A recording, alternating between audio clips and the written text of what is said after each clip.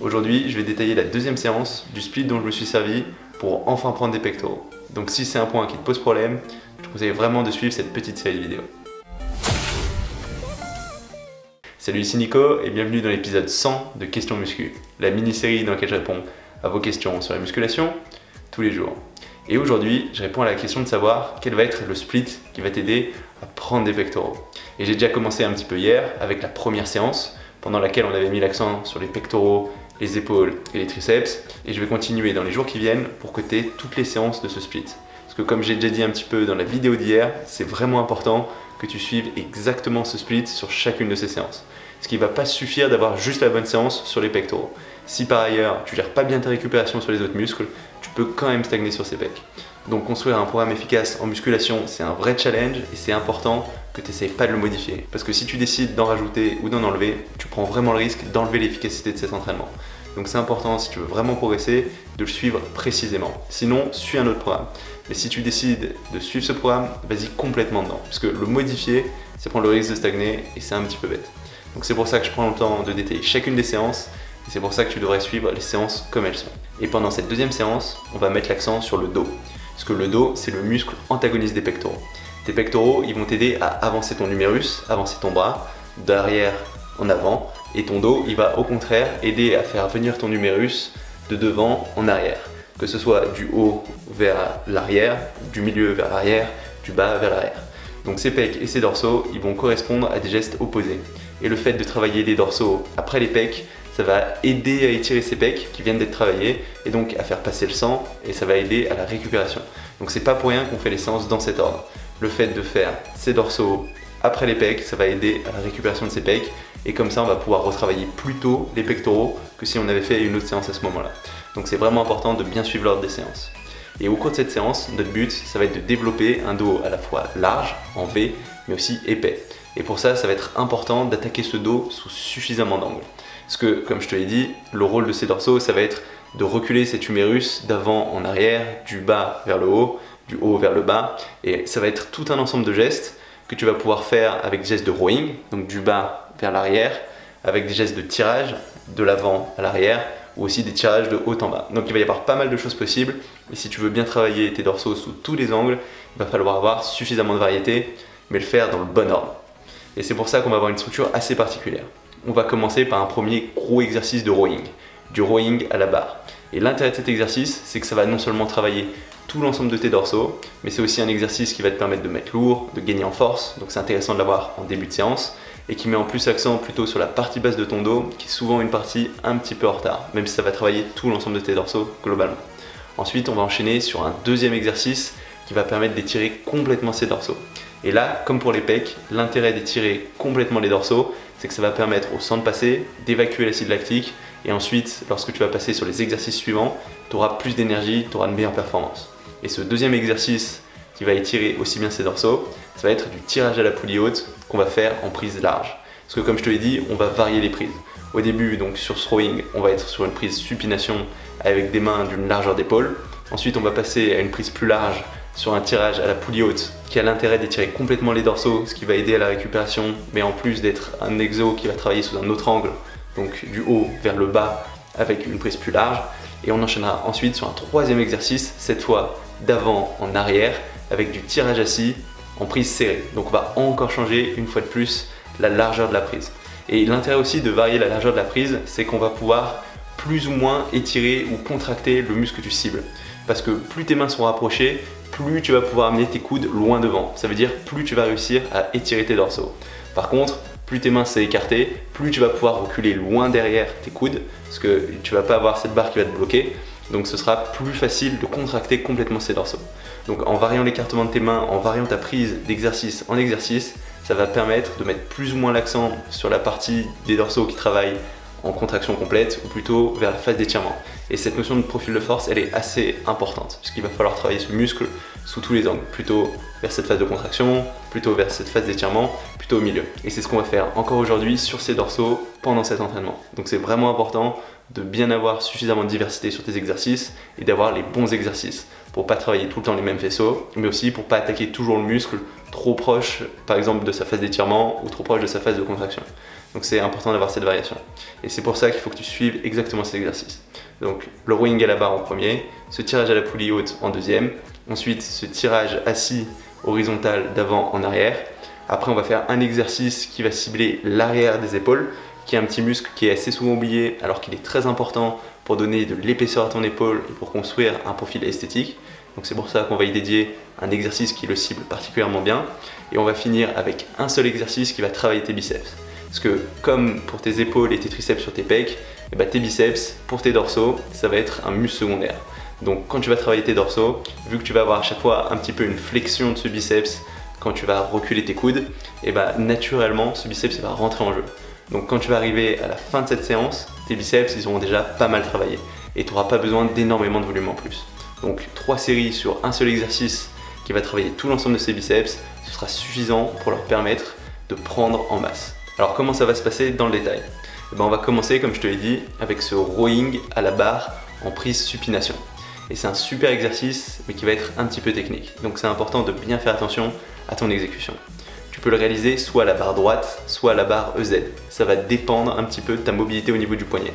Donc si avec une barre droite, tu sens que tu as trop mal au poignet, essaye avec une barre Z, ce sera probablement plus facile. Ensuite, ce que tu vas faire, c'est attraper cette barre avec un écartement des mains d'à peu près la largeur des épaules. Il ne faut pas que ce soit trop large parce que sinon tu n'auras pas assez d'amplitude, ni que ce soit trop rapproché, parce que sinon ça va être dur de le faire correctement et de mettre suffisamment lourd. Donc à partir de là, ce que tu vas faire, c'est de pencher le plus possible en avant.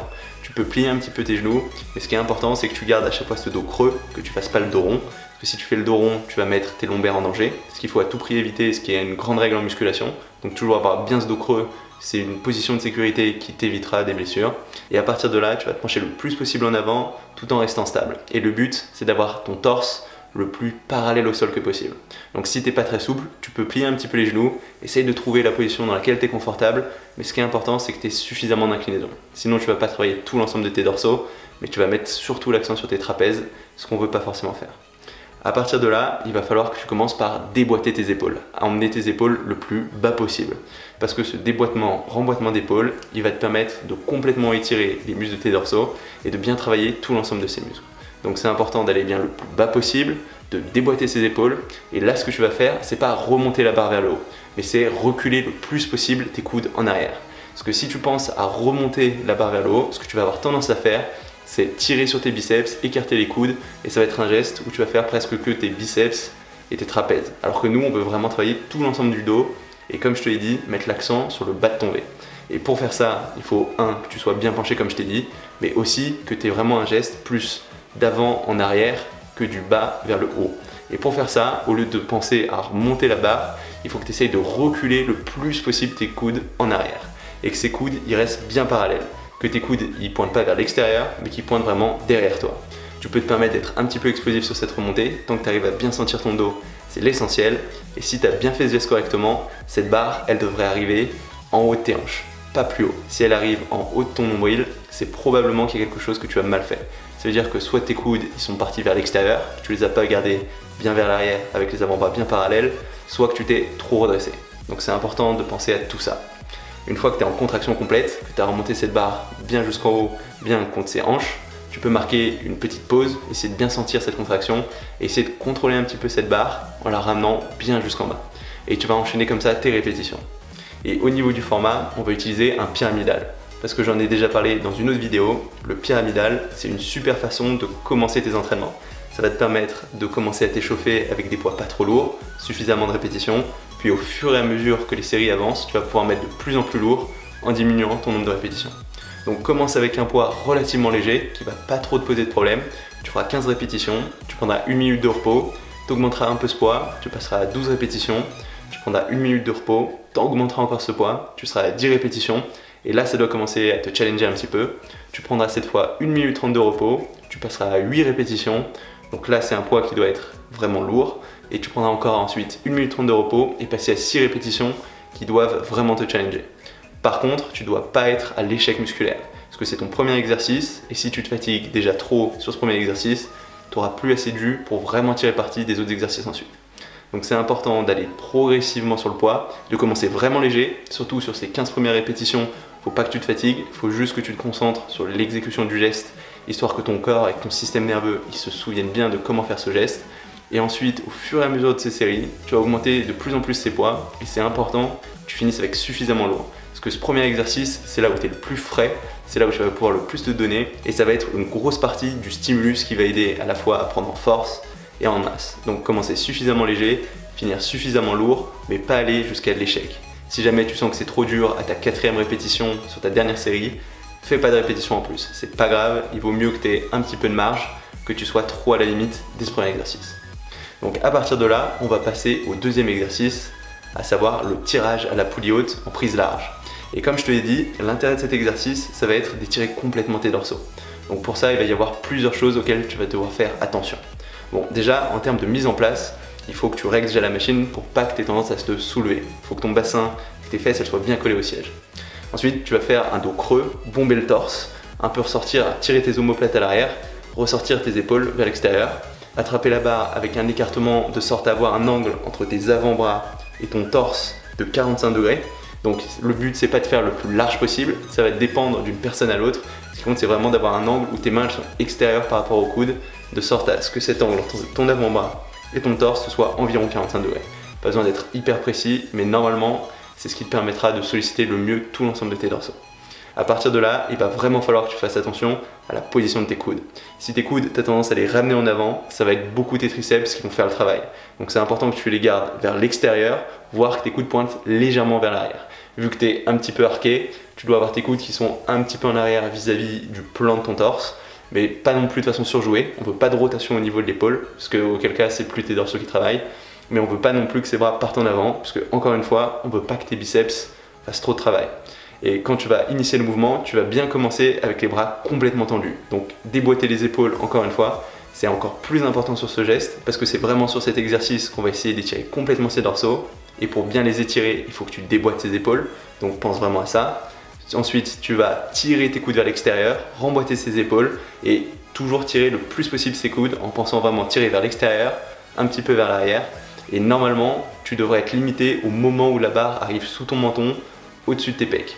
Si c'est plus bas que ça, c'est probablement que tu as commencé à faire un peu de rotation au niveau de ton épaule et que tu n'as pas vraiment tiré que avec tes dorsaux. Donc fais attention à la position de tes coudes, ça t'aidera à éviter ça. Une fois que tu es en contraction complète, tu peux poser une seconde, histoire de bien sentir la contraction dans le haut et l'extérieur de ces dorsaux, puis tu peux contrôler lentement la remontée, parce que les dorsaux, ça va être un de ces muscles qui va très bien répondre à des négatifs lents. Et sur cette remontée, fais attention à aller bien jusqu'en haut et à bien redéboîter les épaules en haut. Parce que si tu déboîtes pas ces épaules, il n'y a pas d'étirement, tu récupéreras pas aussi bien, tu vas pas travailler aussi bien tout l'ensemble du muscle. Donc ce deuxième exercice, on va le faire pour 3 séries. On va faire 10 répétitions à chaque fois. Utiliser un poids relativement lourd qui te challenge pas mal, puisque pour bien étirer complètement ce muscle, il faut que tu aies une charge suffisante pour complètement le tirer sur toute sa longueur. Et vu que tes dorsaux c'est quand même un gros muscle, il va pas falloir que ce soit des charges trop légères, mais il faut que tu sois capable de contrôler ces poids, donc il faut pas que tu partes trop lourd non plus. Encore une fois, ce qui est important, c'est une bonne exécution, pas le fait d'avoir trop de poids. Même si relativement par rapport à d'autres exercices, on a tendance à mettre un peu plus lourd ce type d'exercice qui va permettre de bien étirer le muscle que sur d'autres. Ensuite, on va passer sur le troisième exercice, à savoir du tirage assis en prise serrée. Et ça va être un très bon exercice pour travailler tout ton dos en changeant l'angle d'attaque et mettre un petit peu plus l'accent sur tes rhomboïdes. Donc là encore, la position de tes coudes, elle va être très importante. Mais ce qu'on va vouloir, c'est cette fois les garder les plus proches possibles de ta taille. On veut pas que tu t'envoles, on veut pas que tu lèves tes ailes et que ça commence à pointer vers l'extérieur. Sinon, ça va être biceps et trapèzes qui vont entrer en jeu. Donc, mets-toi en position, déboîte bien les épaules au début, encore une fois. Ça va être un des grands thèmes de cette séance d'eau, avoir suffisamment d'amplitude, bien déboîter ses épaules, en gardant toujours le torse bombé, le bas du dos creux. Tu déboîtes tes épaules vers l'avant et ensuite en reculant ses coudes, en les gardant le plus bas possible, parallèle, le long du corps, tu vas essayer de les reculer le plus possible en arrière. Tu vas marquer une courte pause en haut du geste, toujours essayer de bien sentir ta contraction que tu devrais sentir dans le haut de ton dos. Et ensuite, tu vas contrôler lentement le retour en allant encore une fois bien jusqu'au bout. Et là, on va faire encore 10 répétitions pour 3 séries. Et tu prendras 1 minute 30 de repos entre chacune de ces séries, comme sur l'exercice d'avant. 1 minute 30 de repos entre les séries, c'est un format assez standard qui va bien marcher pour tous les muscles d'assez grosse taille, comme les pecs et les dorsaux par exemple. On passe ensuite au 4e exercice qui va te permettre de travailler l'arrière d'épaule. Et cet arrière d'épaule, il a déjà un petit peu travaillé sur tous ces exercices dos, ce qui va assister ton dos sur la plupart des gestes de tirage. Mais là, on va essayer de vraiment l'isoler. Et on va faire ça aux haltères. Donc attrape des haltères très légers, puisque garde en tête que c'est un petit muscle, donc c'est important que tu commences avec pas trop de poids, d'autant plus qu'il va être très bien isolé sur cet exercice si tu le fais correctement. Donc 2, 3 à 4 kg si tu es débutant intermédiaire, ce sera largement suffisant. À partir de là, assis-toi au bout d'un banc ou au bout d'un siège, resserre les jambes, penche-toi le plus possible en avant, essaye de coller presque tes pecs sur tes genoux. Ensuite, tu veux que tes coudes pointent le plus possible vers l'extérieur, de sorte à ce qu'ils soient complètement opposés. Puis à partir de là, garde un petit angle au niveau de tes bras qui sera constant, tu n'es pas censé plier tes bras. Et ce que tu vas faire, c'est essayer de monter tes coudes le plus possible à l'extérieur en étant relativement explosif. Ce que tu vas voir au début du geste, vu que ton bras il est parallèle à la pesanteur, tu n'auras pas tellement de difficulté à lever l'haltère. Mais sur la fin, quand tu vas finir tout en haut du geste et que ça va être ce petit muscle de l'épaule qui va faire tout le travail et ton bras sera perpendiculaire à la pesanteur, ce sera très dur. Donc c'est important d'avoir un petit peu d'inertie au début, donc d'être un peu explosif, de remonter en haut, et quand tu arrives en haut, il faut que tu essayes de retenir le plus possible cette position en contraction complète. Mais tu verras, ce sera quasiment impossible. Donc déjà, en essayant de viser une pause en haut du geste, tu n'y arriveras pas, mais ça t'aidera à ralentir cette descente et à augmenter le temps sous tension, puisque ça va être vraiment en haut du geste que cet arrière d'épaule va le plus travailler. Et comme ça, tu vas pouvoir faire 3 séries de 10 répétitions encore une fois. Mais vu que c'est un petit muscle, on pourra prendre qu'une minute de repos entre chaque série, ce sera suffisant. Et vu que c'est un muscle qui a pas mal travaillé sur les exercices d'avant, on n'aura pas besoin de plus de volume d'entraînement, on n'aura pas besoin de plus d'exercices pour vraiment le stimuler. Ce sera largement suffisant. Et on va finir avec un dernier exercice qui va cibler les biceps. Et comme je l'ai dit, ces biceps, ils vont travailler sur tous tes exercices dos. Donc normalement, tu dois déjà avoir un petit peu de congestion dans tes biceps et on n'aura pas tellement besoin d'en faire beaucoup plus pour réussir à les finir. Donc on va faire du curl à la barre qui a l'intérêt de travailler tout l'ensemble de ses biceps si tu le fais correctement, ce qui n'est pas forcément évident. Donc plusieurs points, bien garder tes coudes fixes le long du corps, à la limite légèrement en avant ou légèrement en arrière. Il ne faut pas que ce soit surjoué, c'est important que tu ne te balances pas, que tu n'utilises pas tes épaules ni le bas de ton dos pour monter cette barre, puisque quand ces coudes avancent, tu vas réduire l'amplitude sur laquelle tes biceps travaillent et ça va être beaucoup moins efficace. Et ensuite, ce que tu vas faire, c'est faire attention à la position de tes poignets, à bien les garder en arrière, parce que si tu enroules tes poignets, tu vas tirer pas mal sur tes avant-bras et c'est pas ce qu'on veut. On veut vraiment isoler les biceps. Donc tu verras, si tu fais correctement ce curl à la barre, tu n'auras pas besoin de beaucoup de poids pour vraiment sentir ces biceps, surtout après toutes ces séances dos. Donc il y a fort à parier que tu devras beaucoup baisser tes poids sur cet exercice. Ensuite, tu vas contrôler la montée, toujours en gardant bien l'attention dans ton muscle. Tu devrais le sentir pendant toute la durée du mouvement. Tu peux marquer une courte pause en haut du geste et normalement tu devrais sentir vraiment très fort cette contraction et tu vas contrôler lentement ta descente jusqu'en bas en redescendant bien dans la position la plus basse. Donc tu dois tendre complètement tes bras, tu peux même contracter un petit peu tes triceps pour sentir cet étirement complet dans tes biceps. Et tu feras 3 séries de 10 répétitions avec encore une fois 1 minute de repos entre les séries vu que c'est un beaucoup plus petit muscle que pour tes dorsaux. Et ce sera suffisant. Comme ça on aura travaillé les dorsaux sous suffisamment d'angle avec lourd en profondeur. On aura travaillé l'arrière d'épaule qui aura eu déjà pas mal de travail sur tous les exercices dos et on aura fini complètement ses biceps. Donc ce sera une séance très complète, très efficace pour permettre de construire ce V, pour aussi prendre de l'épaisseur et qui va aider en plus à la récupération sur tes pectoraux.